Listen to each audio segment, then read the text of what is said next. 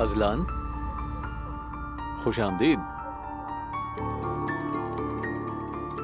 शुक्रिया तुम्हारा। खुश आमदीद। तुम यहाँ? जिमल,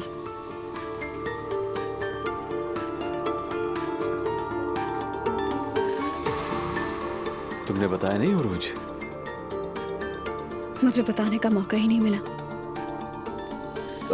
माजरा चाहता हूँ, मैं बिल्कुल भी नहीं समझ पा रहा यहाँ हो क्या रहा है। मेरे भाई और सिमल का इमाम निकाह हो गया है।